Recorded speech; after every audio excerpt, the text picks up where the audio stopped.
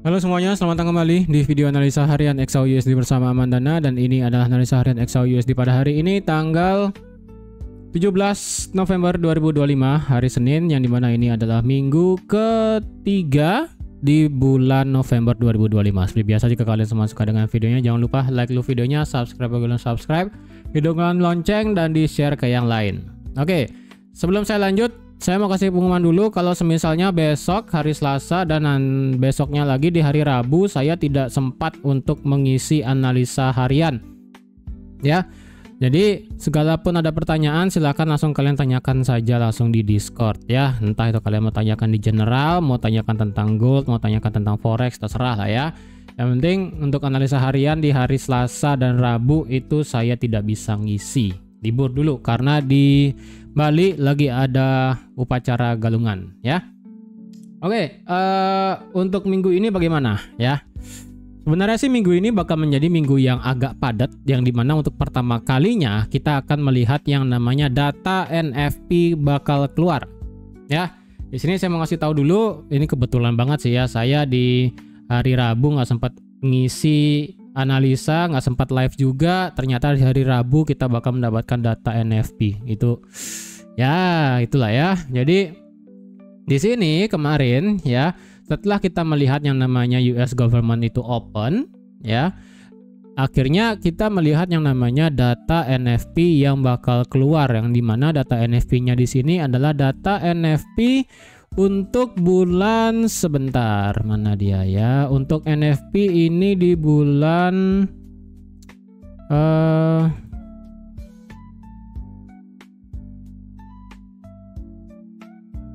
bulan apa ini berarti ya, September, Oktober berarti ya.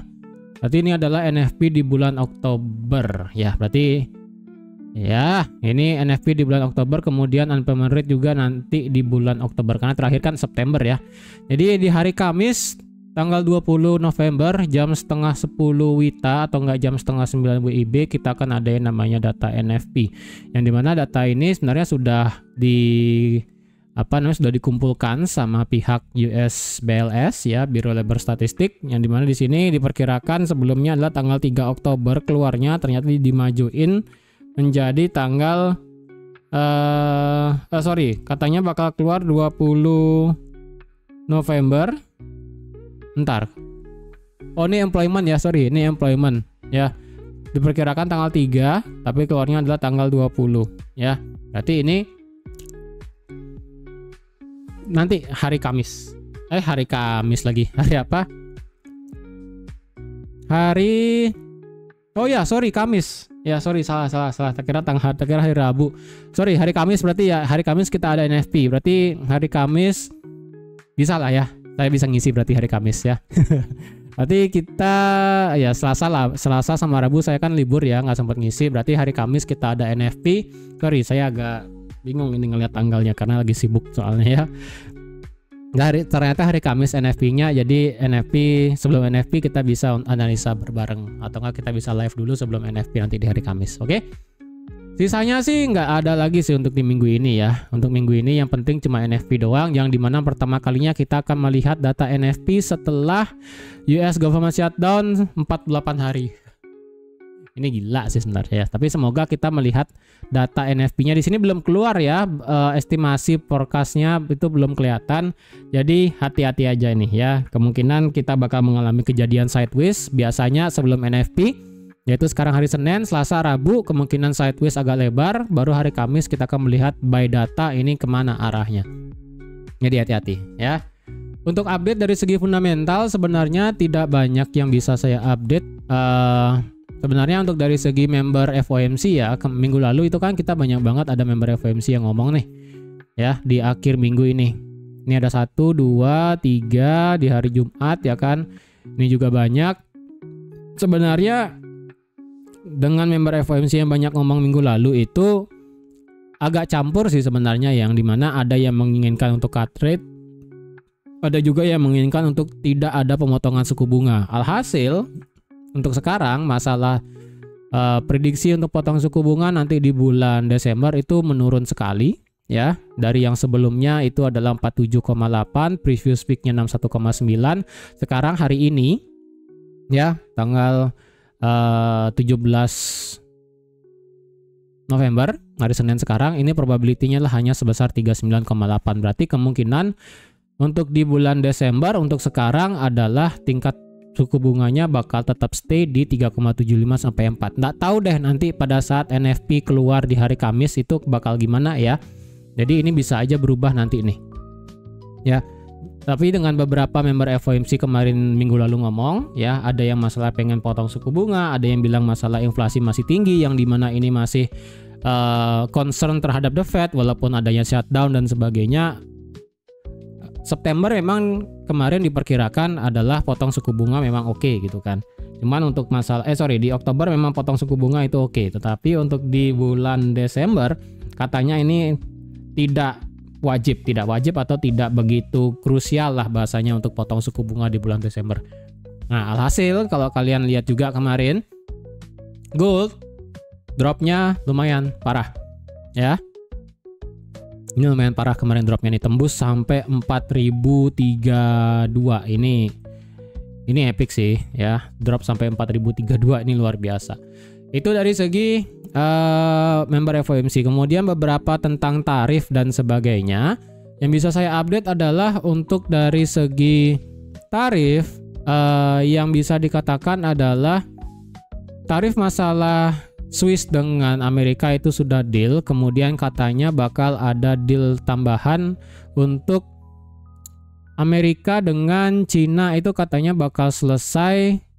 Mana dia ya? Ini soalnya website Financial Juice-nya nggak bisa kebuka soalnya ya. Mana dia tuh ya? Ini ada beberapa tarif yang dipotong juga. Kemudian pokoknya sebelum Thanksgiving sih kalau nggak salah ya. Mana ada ini katanya. Katanya untuk perjanjian masalah rare earth antara Amerika dan Cina itu akan selesai kalau bisa sebelum Thanksgiving. Thanksgiving itu kan kalau nggak salah mendekati akhir bulan ini kalau nggak salah Thanksgiving ya, atau Desember, aduh saya lupa sih. Katanya sih sebelum itu perjanjiannya, agreementnya bakal selesai gitu kan ya. Itu juga mengakibatkan gold ini luar biasa dropnya, jadi double combo ya, luar biasa sekali kemarin ini.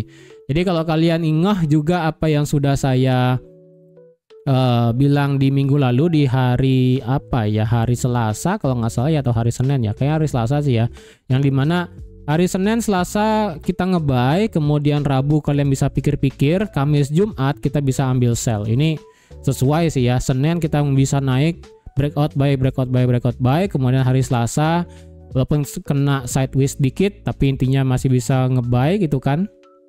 Intinya tetap masih bisa nge-buy walaupun agak turun lagi. Rabu di sini mulai pikir-pikir ya, walaupun hari Rabu ini kita melihat ada kenaikan ekstrim sampai 4.200. Hari Kamis kita fokus buat nge-sell. Ternyata hari Kamis malam di sini kita dapat nge-sell. Kalau ada yang dapat di 4240 sih ini epic sekali sih. Ya. Kemudian di hari Jumat juga fokus buat ambil sell. Ini di grup Discord kemarin banyak yang dapat ya. Dari break 4150 langsung drop ke bawah. Break 4100 ngambil equal low di sini, kemudian ngambil liquidity juga kemarin di sini. Ya, kemudian drop. Dan kemarin di Discord saya udah bilang kenapa 4040 mana di kemarin ya. Kenapa 4040 itu merupakan pertahanan terakhir? Ini bukan sih. Nih ya. Ini seharusnya last sweep 40 40. Jadi ini seharusnya bisa retrace karena kalau kalian ngeh di time frame 15 menit, nah di sini ada liquidity terakhir. Last liquidity terakhir di sini. Seret ya, dan kalau kalian cari paling bawahnya ini adalah 4037, tapi saya genapkan 4040. Alhasil kalau kalian kalian bisa lihat sendiri.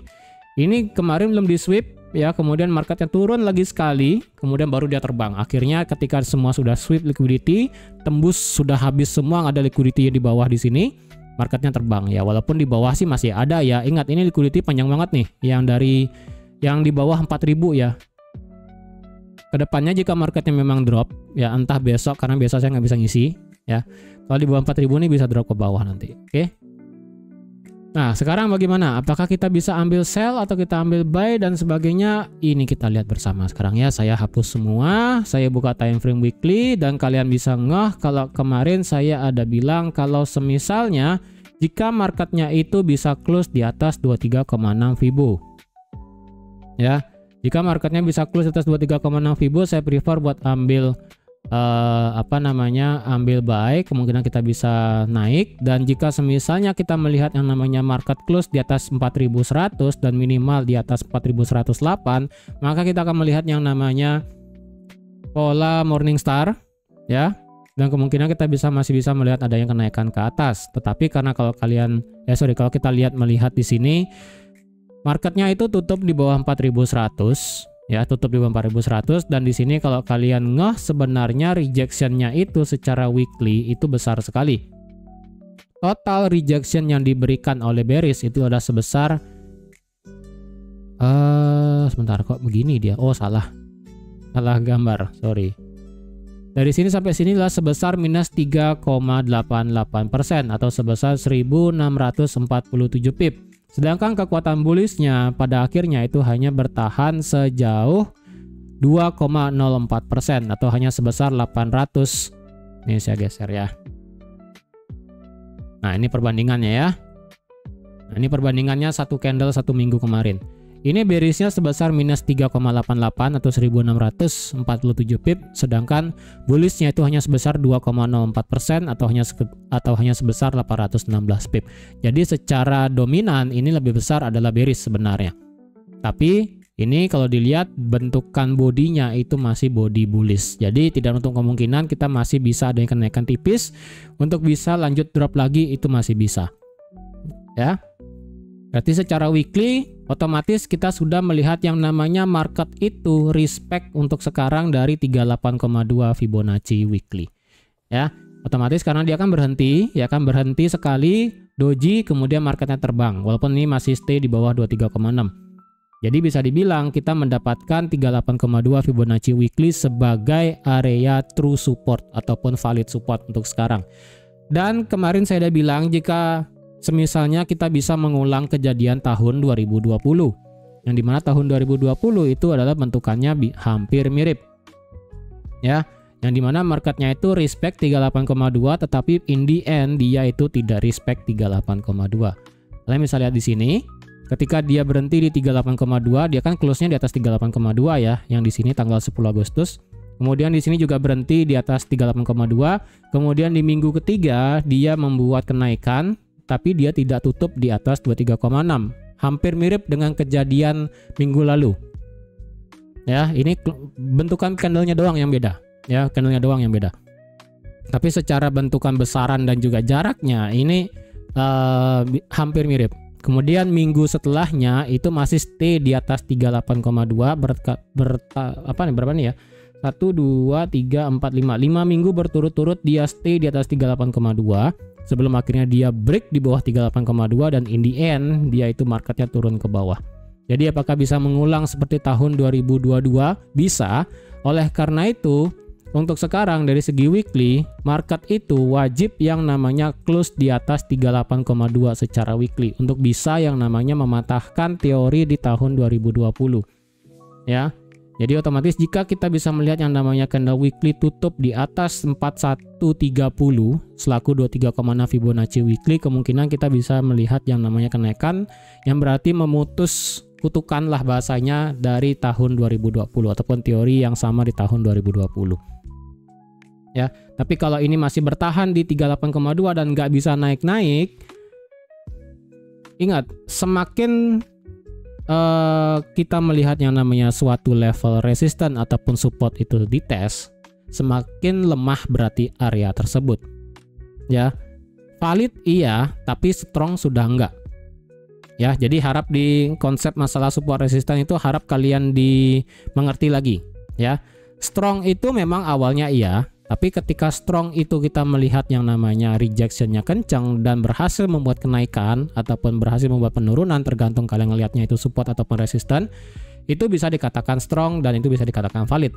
Tetapi jika misalnya ketika itu terbentuk suatu level support ataupun resisten terjadi reject tapi reject tersebut tidak memberikan yang namanya kenaikan baru atau membuat yang namanya penurunan lebih baru. Berarti otomatis itu hanya sebatas valid, bukan strong lagi. Jadi sama kayak di sini. Ketika ini sudah dites berkali-kali, ya sama kayak kemarin di tahun 2020, jika ini dia turun lagi dan naik, ya udah ini memang valid ya kan. Strongnya menurut saya sih sudah nggak terlalu. Nanti dia turun lagi dan naik, sekalinya ini sudah lemah, semakin lama semakin lemah, ini jebol ke bawah, ini bisa turun sampai 3.700 atau mungkin ekstrim yang saya udah bilang bisa sampai 3.500 lagi. Untuk meretest RBS yang jauh di sini, 3.500 pas. Ya, oleh karena itu harapan saya adalah jika memang ini marketnya mau ngebuat all time high, minimal syaratnya adalah dia wajib tutup secara weekly di atas 4.130 dan secara daily itu wajib stay di atas 4.200. Memang itu terlihat munafik ataupun mengada-ngada ataupun yang sebagian terlalu jauh, cuman menurut saya itu menjadi syarat yang worth it. Dengan demikian, equal top di atas di sini ataupun double top teori di sini itu bakal di sweep dengan pasti. Chance-nya ataupun kemungkinannya bakal menjadi lebih besar. Jika memang dia weekly di atas, kemudian daily juga stay di atas 4.200, enak. Kita bakal melihat kenaikan sampai 4.400 itu enak jadinya. Tapi kalau misalnya gagal berkali-kali, ya skenario terburuk adalah sama kayak di tahun 2020 kemarin, ya kan, dia naik, turun, ya udah begini doang nih, ya. Sejauh dari 4.000 udah let's say paling bawah sampai 4.130. Jadi sebesar ini range-nya, sejauh 1.300 pip range-nya. Itu skenario terburuk sih, ya kayak di tahun 2020 kemarin. Dia sideways panjang, baru dia drop ke bawah dan drop ke bawah. Apakah kejadian bisa kayak gitu? Ya masalahnya minggu ini kita ada data NFP. Dan sekarang data NFP-nya memang belum keluar berapa estimasinya. Ya, estimasi ataupun forecast belum kelihatan. Tingkat pengangguran juga estimasi ataupun forecast juga belum kelihatan. Jadi ini masih yang namanya meraba, ya kita masih meraba apakah ini marketnya beneran bisa naik, sideways dan sebagainya. Tapi ini kalau dilihat secara weekly dia gagal di bawah, dia gagal di atas 4.100. Untuk sekarang view saya dari segi weekly, karena weekly rejection lebih besar, ya saya lebih prefer untuk ambil posisi sell sih untuk sementara ini ya. Secara stokastik dia sudah keluar dari zona overbought dan secara RSI dia masih bermain-main di zona overbought. Jadi ini nggak sinkron, ya. Tapi jika memang secara powernya lebih cenderung ke bawah, berarti ini tekanan ke bawah itu lebih besar sebenarnya. Oke, itu tadi dari segi weekly, dan ingat weekly ini 38,2 dan respect juga dengan Fibonacci weekly-nya di sini. Oke. Fibonacci apa namanya? Fair value gap. Sorry, salah ya. Kemudian dari segi daily. Nah, dari segi daily sekarang bagaimana? Dari segi daily, tetap harga mati sekarang dari segi daily adalah ada di 4.050. Terserah kalian mau pakainya 60 ya. Kalian mau pakai 3 level nih terserah ya. Mau itu 4.050, 4.000 berapa lagi ya? 4.050, kemudian pakai satu level lagi 4.040 ya. Mau 3 level kayak gini terserah lah ya.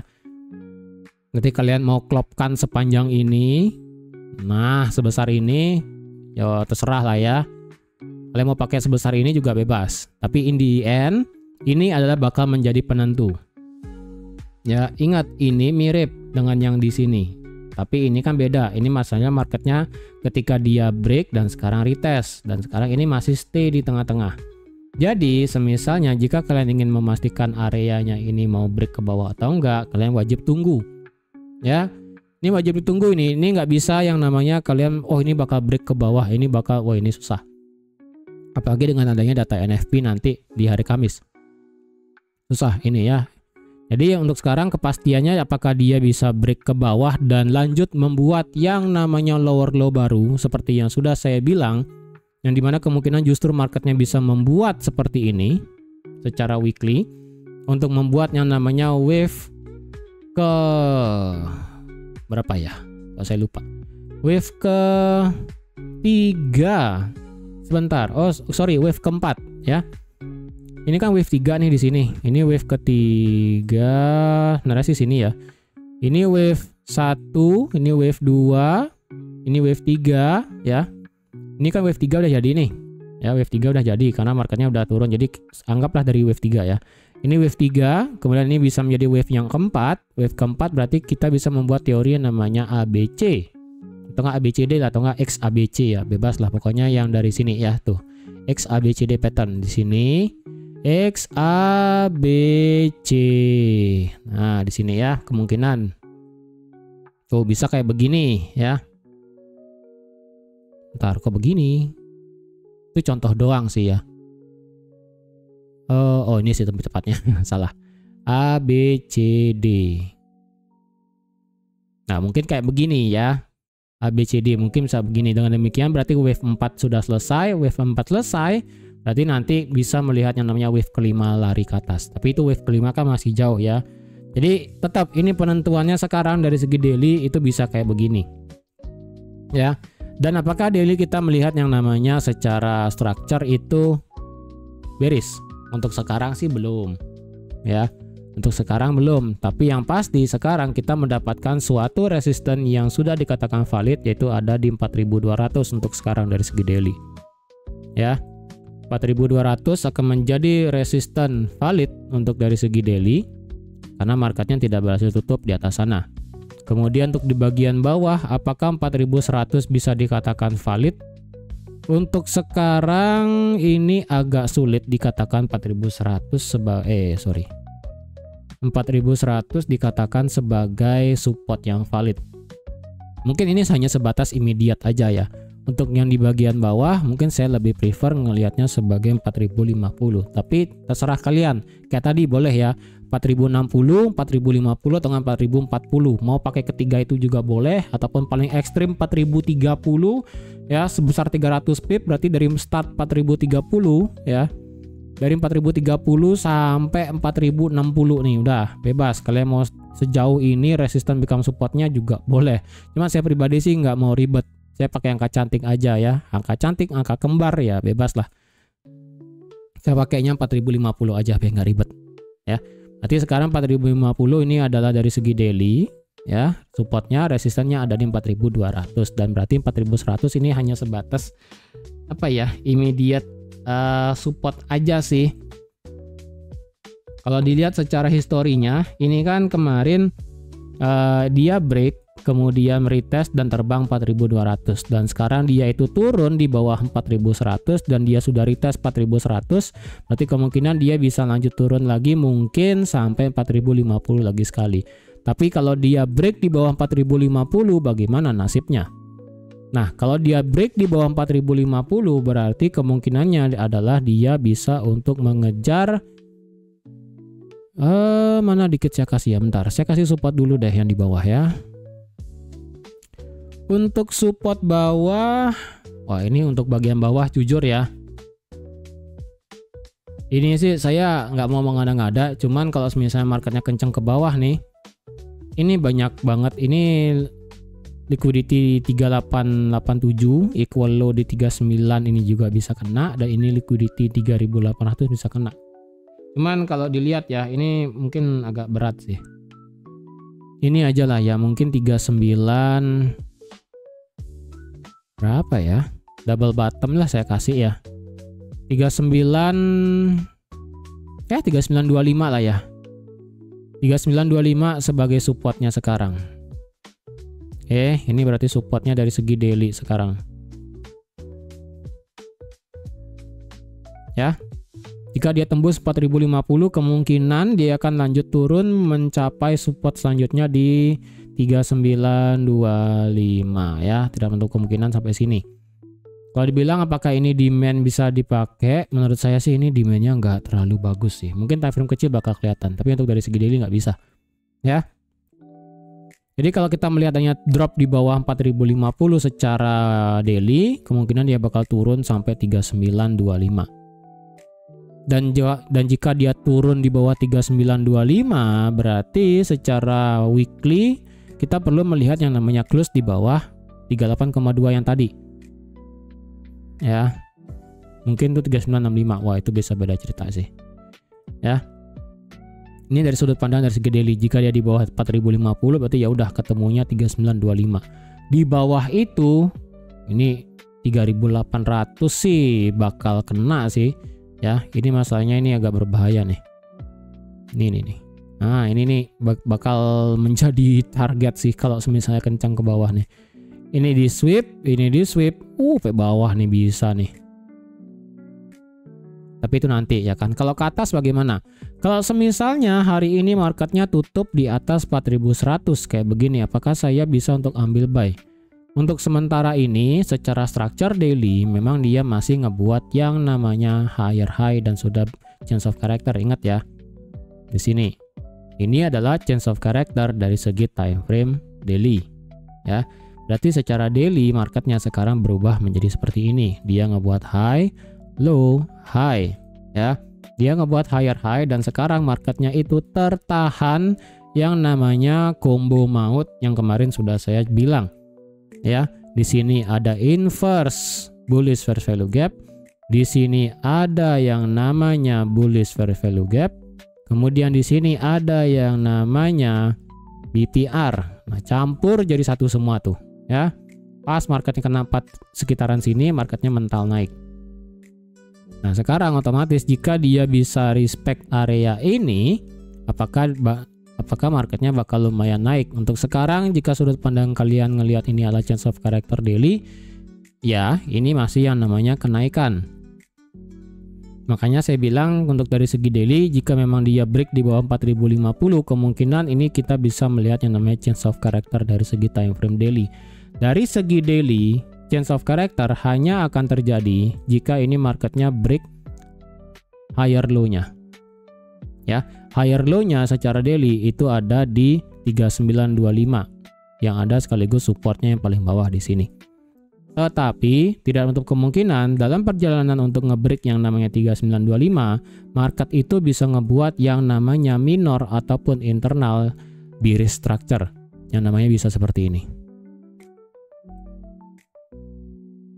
Walaupun secara majornya dia naik ataupun eksternalnya dia naik, tapi secara internal dan juga minornya itu bisa berubah menjadi bearish. Jika bearishnya ini kencang sekali, berarti otomatis kita melihat yang namanya change of character dari segi daily itu ada di sini. Jika ini break ke bawah, berarti otomatis kita bisa membuat yang namanya wave keempat dari segi weekly, dan penurunan ke bawah itu bakal menjadi sangat luar biasa ekstrim. Mungkin 3700 itu bakal kena langsung. Ya. Jadi sementara kalau kalian berpandangan ini adalah bullish, it's okay, masih make sense. Kalau kalian berpandangan ini bearish, mungkin dari sudut pandang 4200 mungkin oke. Tapi untuk di tengah-tengah sekarang beranggapan ini sebagai bearish dari segi time frame daily, jujur susah. Ya. Kalau dilihat dari sudut pandang daily, lebih ngelihatnya ini sebagai bullish. Tapi kalau time frame kecil ataupun yang kayak weekly mungkin sudah agak beda. Mungkin kalian ngelihatnya mungkin bearish, ya it's okay lah, nggak masalah. Tapi kalau hanya daily aja kalian ngelihatnya ini masih bullish. Oke. Indikatornya kalau dilihat secara stokastik dia ini OTW nge-cross ke bawah. Dia gagal yang namanya masuk zona overbought. Ya, ini sudah bertemu nih ujung-ujungnya. Kalau ini keduanya nge-cross ke bawah dan nukik ke bawah dan terjadi yang namanya pelebaran jarak kayak seperti ini pada minggu lalu, ini bisa bakal kencang ke bawah. Dan jika dibarengi dengan yang namanya RSI juga drop di bawah 50 lagi sekali, ini bakal langsung break ke bawah banyak sih. Untuk sekarang secara RSI dia diam di tengah, jadi agak susah dilihat. Secara RSI dia di atas 50, jadi masih stagnan. Dia tidak bearish ataupun bullish. Oke, sekarang secara H4. Secara H4 kalau kita lihat berarti di sini secara H4 ini marketnya adalah sudah otomatis bearish ya. Kemarin di Discord saya kasih gambaran mana dia ya. Aduh, ini gambar di atas sih sebenarnya ya. Nah, ini ya. Ini geraknya gerak chart 1 dan 2 ini sama, tapi ini sebenarnya ada bedanya. Ya. Bedanya ini sekarang saya kasih tahu. Versi line chart yang di sini ya. Ini kan marketnya ngebuat high low ya. Ini memang change of character, kemudian dalam perjalanannya dia gagal ngebuat lower low. Alhasil dia break ke atas, ini yang namanya boss. Ya, dan ini yang namanya itu adalah inducement. Dan marketnya pun naik. Secara line chart inilah inducement. Secara candlestick kita tidak mengidentifikasikan itu sebagai inducement dan sebagainya. Secara candlestick kita melihatnya itu hanya sebatas sebagai higher low aja. Ya, secara candlestick kita mendapatkan ini high dan ini low. Dan ini high dan ini low. Jadi otomatis candlestick itu kita membuat yang namanya lower high, tapi di sini ngebuat higher low. Ketika dia break ke atas, yang seperti saya bilang kemarin, di sini ada trend line juga ya kan. Ketika dia break, otomatis marketnya break ke atas. Kita tidak bisa melihat yang namanya change of character dari segi time frame H4 dengan menggunakan candlestick. Kecuali kita melihat di sini kejadian kemarin pada saat saya buat analisa ya. Ini dia ngebuat high, dia ngebuat low, dia ngebuat high dan dia break ke bawah. Dan secara line chart ini juga sama bentukannya. Tuh ya, ini bentukannya rapi. Kalian bisa lihat ya kan, ini dan ini kan sama tuh ya. Tapi secara candlestick kita mendapatkan perlakuan yang berbeda. Kita bisa mengidentifikasikan yang namanya marketnya ngebuat high, low, high dan break ke bawah. Otomatis di sini marketnya ngebuat yang namanya change of character. Ya. Marketnya di sini ngebuat change of character. Dan kemarin saya udah bilang di time frame H1, ini flashback sedikit ya. Jika marketnya ingin membuat change of character ke atas, berarti marketnya itu adalah wajib break close candle di atas 4210. Lebih tepatnya di 4211 ya kan, ini nanggung lagi satu sih. 4211 ya kan. Apakah marketnya membuat change of character? Ya tipis, ekor doang, titik gitu kan, tapi tidak membuat kenaikan. Alhasil marketnya turun ke bawah. Dan di time frame 15 menit, di sini gambarnya sudah saya buat ya. Nah dia nih. Nih ya. Time frame 15 menit. Ini saya flashback dulu sebelum lanjut analisa ya. 15 menit di sini terdapat yang namanya low valid. Yang dimana time frame 15 menit kan begini ya. High, low, high, low, high, low, high, lower low, high. Ya. Jadi di sini adalah low valid. Ya, ini adalah low valid dan secara 15 menit per satu candle kita sudah membuat change of character juga di sini.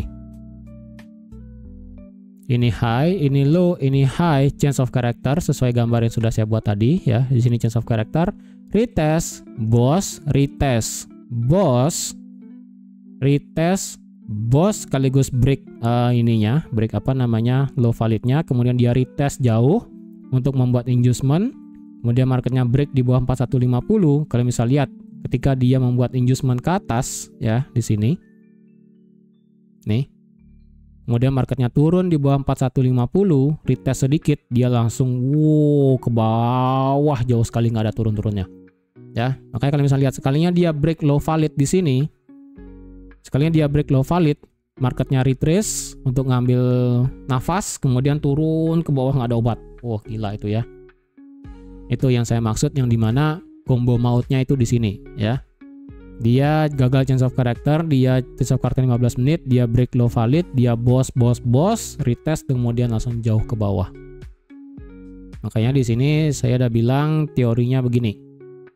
H4 indikator bear div kemarin, ya kan? Kemudian di sini H1 berusaha cok tapi gagal, 15 menit bearish dan boss, 15 break valid, H1 break di bawah 4150, bubar langsung. Ya. Itu, ini secara H4 kemarin kan bearish divergent. Ya. Di sini tipis, kemudian di sini juga bearish divergent. Entah yang di sini dan juga yang di sini. Tuh, ya. Keduanya mengatakan bearish divergent, habis itu bubar ke bawah jauh. Secara H4 sekarang stokastik kalau dilihat stokastik ini masih menghadap ke bawah, jadi masih condong untuk lanjut ke bawah sebenarnya. Kemudian secara RSI dia sudah drop di bawah 50 ya. Ini berarti kemungkinan kita bakal melihat yang namanya drop lebih lanjut ke bawah sih, karena perlakuannya RSI selama beberapa hari kemarin, jika dia break di bawah 50 dan menyentuh 40 ya, ketika nanti dia retest di bawah ke 50 ya, ini kan sudah sempat nyentuh berapa nih, 41 ya. Nyentuh 41 dan ini kan OTW naik lagi nih. Ketika nanti dia naik lagi nyentuh 50, kemungkinan itu hanya sebatas retracement untuk melanjutkan penurunan yang didukung oleh nanti stokastik yang semakin turun ke bawah. Berarti kemungkinan secara H4 kita melihat yang namanya bearish, ya kan? Berarti kan sudut pandangnya beda tadi saya udah bilang ya. Kalau kalian ngelihatnya daily, ya bullish it's okay, tapi H4 itu sudah beda cerita, ya. H4 otomatis sudah begini, ya kan? Sudah ngebuat yang namanya lower low, lower high, dan lower low. Jadi sekalipun nanti dia naiknya itu pasti terbatas, tidak akan terlalu banyak naiknya. Nggak mungkin kayaknya naik sampai ke 4.200 lagi sih. Kayaknya sih berat, bukannya nggak bisa ya, kayaknya sih berat. Kalau saya bilang nggak mungkin, kayaknya itu pasti banget ya, kayak nggak usah lah pakai ilmu pasti ya. Yang bisa saya bilang dari segi time frame H4 sekarang adalah di sini ya. Ini sorry, jelek banget dah. Oke, ini ya, ini dulu. Ini di 4000 berapa ya? Ini narasi agak tengah-tengah ya, mungkin 4100. Ini jelek banget sih angkanya. 4115, bentar. Oh, kejauhan. 4110. Ya, agak jelek sih. Jelek banget sih angkanya ini ya. Bentar, mungkin time frame H1 kita bisa lihat ya. Di H4 yang tinggi di sini deh ya. Ini 4150. Kayak energy drink nih, 4150. H4 ya di sini. Kemudian untuk H4 di bawah mungkin ini agak nggak pas banget ya. Mungkin 4105. Ya mungkin agak maksa sih. Ya pasnya sih di sini ya, 05,82. Ini secara H4. Oke. Karena ini adalah marketnya secara H4 sudah ngebuat yang namanya lower low, lower high, lower low.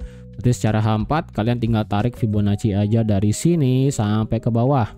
Sekarang marketnya itu sedang bermain-main di 38,2. Break 38,2 otomatis marketnya bakal masuk ke dalam bearish fair value gap H4 yang segede gambreng di sini. Ya, yang dimana di sini bakal ketemu yang namanya 50%, ketemu juga 61,8 lagi dikit. Dan naik sampai ke resistance become support, support become resistance yang ada di 4150 yang kayak kemarin ya. Lalu itu apakah kita bisa langsung nge-sell di sini? Ya ini agak berat sih kalau mau langsung nge-sell di sini ya, karena reaksi dari 38,2 dan apalagi marketnya itu tidak tutup di bawah 23,6 secara H4 dropnya. Jadi kemungkinan kita bisa melihat adanya kenaikan ke atas sih untuk sekarang. Tapi sekali lagi kenaikan ke atas saya rasa ini limited sih, karena sekali lagi daily-nya sudah tutup di bawah 4100 ya. Berarti kemungkinan yang naiknya mungkin 50%, mungkin 61,8, atau enggak mungkin berhenti di sini kemudian dia muter, mungkin ya bisa juga. Kalau kalian mau ambil sell dari segi time frame H4 untuk sekarang ya, ini memang H4 support become resistant. Untuk sekarang kita juga ketemu H4 support become resistant. Sorry, resistant become support yang dari 4078. Nih jelek banget sih angkanya ya. Mungkin 4075 lah. Kejauhan sih. Nah ini aja lah ya, 4078,37. Untuk sekarang ini adalah support H4 ya. Jadi kalau ada H4, sebentar. Saya mau gabung deh sama Fibonacci. Fibonacci-nya 4074. Ah, enggak deh ya. Saya pakai 75 aja. 75,5 deh. Saya kasih agak diskon dikit. Nah, ini berarti ya. Jadi inilah pertemuan antara 23,6 dan resistance become support yang agak kecil yang ada di 4075 dan dikit lah ya. Jadi kalau nanti ke depannya ini H4 ada close di bawah 4075, kalian boleh ambil sell dengan target bisa untuk yang namanya nyapu low di 4030, ataupun kalian mau targetkan sampai mana ya? Oh ini demand H4. Oh saya lupa saya gambar ya. Nih demand H4 di sini, wir ya, yang ada di 4000. Jadi 4000 sekarang menjadi area yang kemungkinan bisa disentuh dari segi time frame H4 jika memang dia close keduanya ya. Untuk high risk sell itu adalah di bawah 4075. Untuk yang low risk sell itu di bawah 4050. Ya, dia bakal drop lumayan sampai 4000. Jadi silahkan pilih mau yang mana. Kalau ini ya malah break di atas 4105 secara H4, kemungkinan dia bakal retrace. Retrace-nya nih akan kita cari di time frame yang kecil ya. Dari segi daily sebentar. Belum enggak sih ya. Lanjut H1 sekarang. H1 ya ini H1 juga sama sih ya. Ternyata 4075 ini juga ketemu sih supportnya di H1 ternyata. Ini H4 dan H1 berlaku. Kemudian H4 dan H1 di 4105 juga berlaku. Wah, ini sama sih ternyata. Kalau kalian ada yang mau niat ambil buy di atas 4105, ingat ya, hati-hati aja dikit dengan level 4125. Di sini juga ada H1 bearish fair value gap juga ya kan di sini. Dan secara support become resistant kita juga ketemu di angka 4125.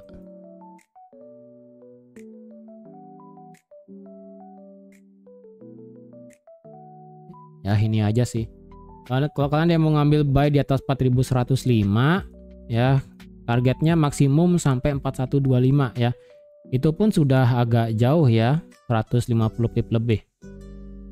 Ingat ini target maksimum, bukan untuk target yang namanya jadi kalau misalnya marketnya kena bearish fair value gap dan kemudian muter, ya itu wajar aja sih karena target maksimum 4125. Lebih bagaimana? Kalau lebih ya udah berarti dia bakal ngejar yang namanya ini ya, support become resistant yang ada di 4150. Nge-sell bagaimana? Ya consider tadi kayak ada yang mau nge-sell ya, kalian mau nge-sell di bawah ini ya. Target sampai sini boleh. Kalian mau tunggu dia retrace kena ini, kemudian nanti dia turun lagi kayak begini bisa. Atau enggak kalian mau tunggu dia naik sampai kena 4150, retrace 61,8 tadi H4, terjadi pembalikan, nanti kalian ambil sell, target sampai bawah di sini ya terserah. Ya, intinya kunciannya sekarang adalah marketnya itu secara daily kalau bisa tidak boleh tutup di atas 4150. Kuncian sekarang ya, kuncian sekarang adalah daily tidak boleh tutup lagi di atas 4150 pada hari ini. Kalau hari ini tutup di atas 4150 kayaknya skenario bearish bisa kita hilangkan, justru marketnya bisa untuk naik ke atas untuk menyapu high yang ada di 4211 ya. Jadi kesempatan sell kalian mau pilih yang mana juga boleh, mau ngambil sell di 4125 atau enggak di sini di 4105, atau mau break di bawah 4075, atau nanti dia tunggu di 4150 baru kalian sell, bebas. Atau kalian mau tunggu biarin ini marketnya bergerak sampai nanti hari Kamis data NFP, kita trade pada saat NFP doang juga boleh ya, karena kita sudah tidak mendapatkan NFP selama 2 bulan loh ya. Jadi kalau kalian mau nunggu, sabar nunggu momentum aja pada saat news ya juga nggak masalah.